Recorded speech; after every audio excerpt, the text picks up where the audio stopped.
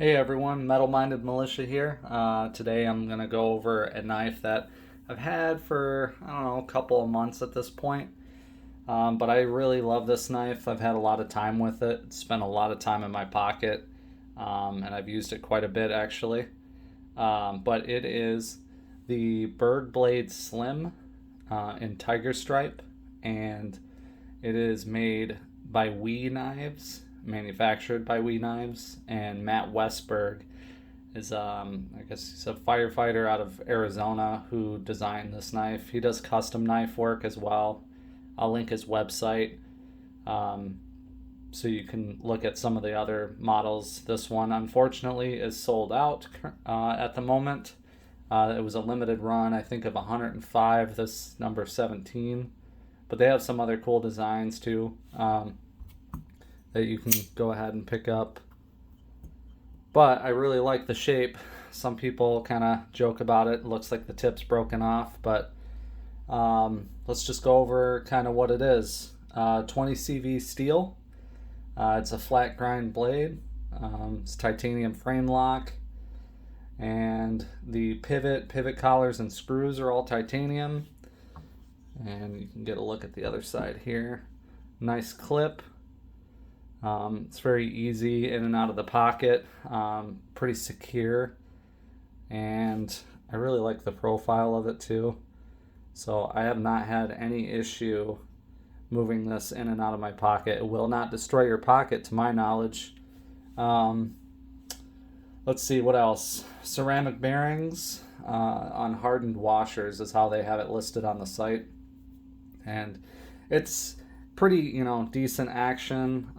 It's definitely not a fall shut knife. I mean, not mine anyways. I have not messed with the hardware at all. This is, out of the box and using it.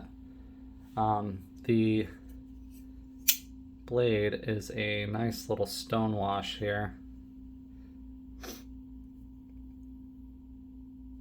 There's the Berg blade logo. You can see kind of the detail on the tiger stripe treatment here. Back spacer, all of that, like I said, is titanium. Pivot collar, screw, all of that. I believe these little guys here are T6, and I think that's a T8 right there. Forgive me if I'm mistaken. Yeah, there's, some minor areas, some dust, some nicks and stuff. But like I said, I've used this knife quite a bit. It's not the sliciest blade. It's at 156 thousandths of an inch. So it's not the thinnest, sliciest blade. It does do good work though, actually. The cutting edge is 2.65 inches. Overall length is 6.75 inches. The total thickness of the actual handle and everything is 500 thousandths of an inch. And the weight, this is where the so-called weight to length ratio comes in. It's 5.54 ounces, so it is heavy for some. It doesn't bother me at all. It is a pretty handy little knife.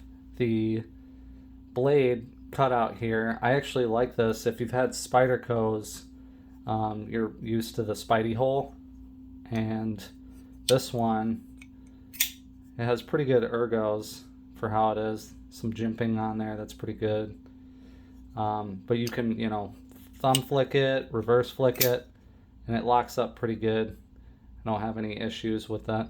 And I can really, what you want to see here is there's kind of natural spacing for your fingers. So when you really put it in the hand, it's not going anywhere. And my pinky kind of wraps around the tail end right at the bottom there. So very nice. I like how it feels. We'll kind of, here, I'll zoom out a little bit so we can get some other knives in there and get a size comparison. We'll do Benchmade bug out,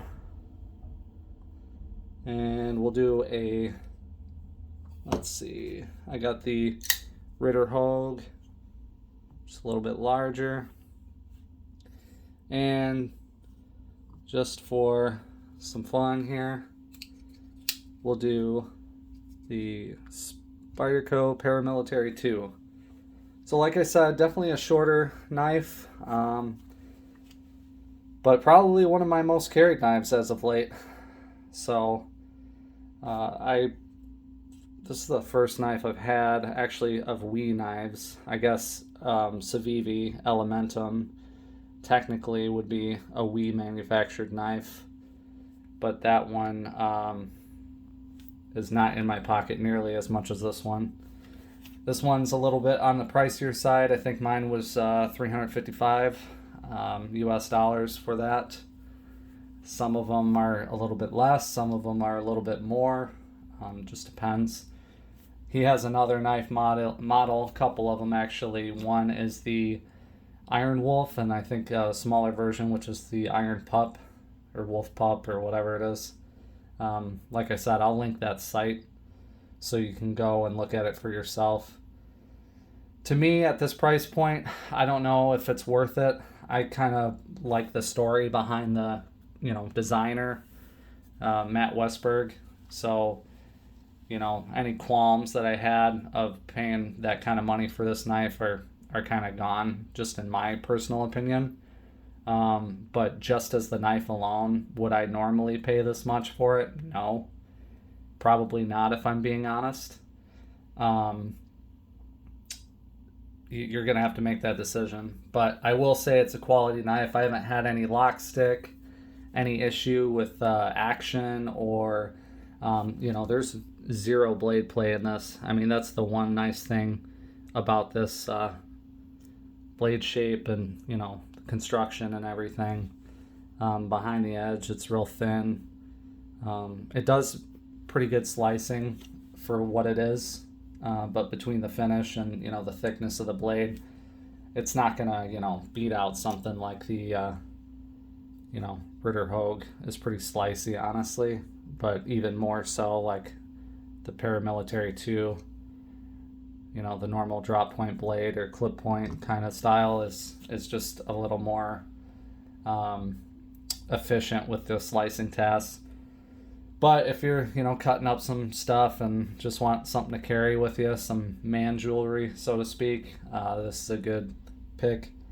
But yeah, let me know what you think. If you have one, if you have any more particular questions, let me know. I'll answer what I can.